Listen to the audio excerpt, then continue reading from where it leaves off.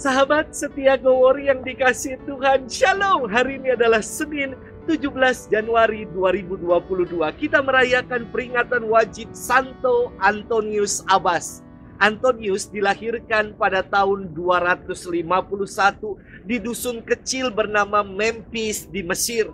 Ketika ia berusia 20 tahun, orang tuanya meninggal dan mewariskan harta yang begitu besar kepadanya. Ketika Antonius berdoa, ia mendengar suara yang mengatakan, "Pergilah, jualah apa yang kau miliki dan berikanlah itu kepada orang-orang miskin, maka engkau akan beroleh harta di surga." Antonius menerima sabda itu sebagai sapaan pribadi Tuhan. Ia menjual sebagian besar harta miliknya dan menyisakan sedikit untuk menunjang hidupnya dan sang adik. Antonius membagi-bagikan hartanya kepada mereka yang membutuhkan. Adiknya kemudian bergabung dengan kelompok perempuan yang hidup dalam doa dan kontemplasi. Dan Antonius memutuskan untuk hidup sebagai seorang petapa. Ia mulai hidup dalam doa dan tobat. Ketika Antonius berusia 55 tahun, ia mendirikan sebuah biara guna menolong sesama. Banyak orang mendengar tentangnya dan mohon saran serta nasihatnya. Salah satu nasihat praktis Antonius mengatakan begini, "Setan takut pada kita ketika kita berdoa dan bermati raga. Setan juga takut ketika kita rendah hati dan lemah lembut. Dan terutama, setan takut pada kita ketika kita mencintai Yesus. Setan akan lari terbirit-birit ketika kita membuat tanda salib." Istimewa sekali yang Antonius nasihatkan untuk kita. Ia wafat pada usia 105 tahun. Dan Santo Athanasius banyak menuliskan riwayat hidup tentang Santo Antonius Abbas ini. Kita hari ini akan bersama-sama merenungkan firman Tuhan yang diambil dari Injil Markus 2 ayat 18 sampai dengan 22. Mari kita siapkan hati kita. Haleluya, haleluya, haleluya. Sabda Allah itu hidup dan kuat. Sabda itu menguji segala pikiran dan maksud hati. Haleluya, haleluya, haleluya. Tuhan bersamamu dan bersama rohmu. Inilah Injil suci menurut Markus. Dimuliakanlah Tuhan. Waktu itu, murid-murid Yohanes dan orang-orang Farisi sedang berpuasa. Pada suatu hari datanglah orang-orang kepada Yesus dan berkata, "Murid-murid Yohanes dan murid-murid orang Farisi berpuasa.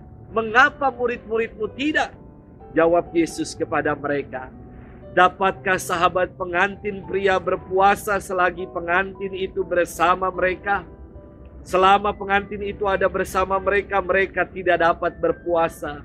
Tetapi waktunya akan datang, pengantin itu diambil dari mereka. Dan pada waktu itulah mereka akan berpuasa. Tidak seorang pun menambalkan secari kain yang belum susut pada baju yang sudah tua.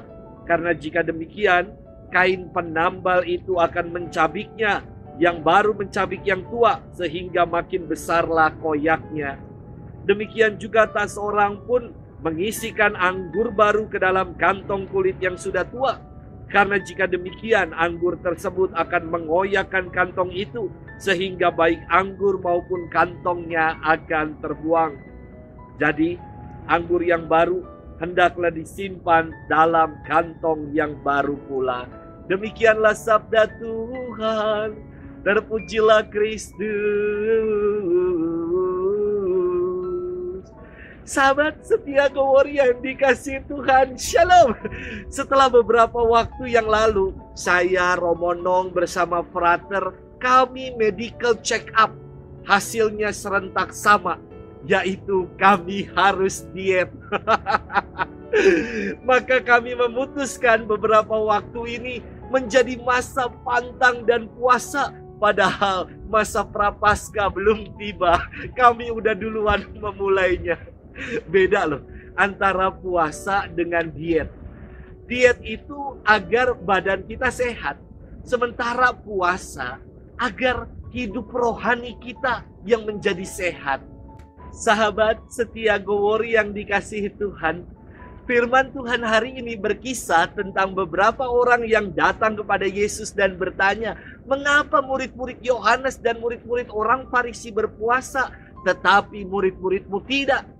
Jawaban Yesus ingin mengembalikan hakikat dari makna puasa, bahwa puasa adalah olah rasa, olah batin untuk menahan diri.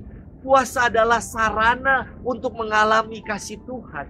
Puasa bukanlah tujuan dalam hidup beriman kita, tetapi dengan kita berpuasa, kita dibantu untuk semakin merasakan cinta Allah, kasih Allah dalam hidup kita. Mengapa para murid Yesus tidak berpuasa? Karena kala itu mereka bersama-sama dengan sang mempelai, yakni Tuhan sendiri yang hadir bersama mereka. Yo, masa sih lagi bersama-sama dengan mempelai, mereka malah berduka cita? Maka Yesus berkata, dapatkah sahabat mempelai laki-laki berduka cita selama mempelai itu bersama dengan mereka? Ya, jawabannya tidak, karena seharusnya para sahabat bersuka cita karena sang mempelai bersama-sama dengan mereka. Inilah tindakan yang tepat. Demikian juga perumpamaan yang Yesus sampaikan tentang kain baru yang jangan sampai digunakan untuk menambal baju tua. Ya, tidak pas.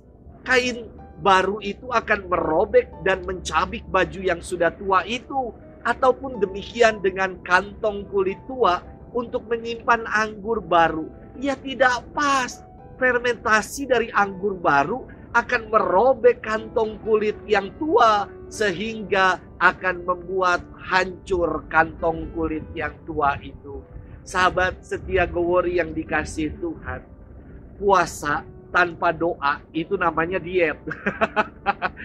Bapak Suci Fransiskus mengaplikasikan makna puasa yang perlu kita buat, yang perlu kita lakukan. Ia mengatakan, puasa bukan hanya sekedar menahan diri untuk tidak makan dan tidak minum, tapi juga puasa berbicara kasar, puasa berbohong, puasa untuk menyakiti orang. Mari kita sehatkan iman kita dengan berpuasa dari hal-hal yang buruk. Selamat bermenung dan Tuhan memberkati kita selalu dalam nama Bapa dan Putra dan Roh Kudus. Amin.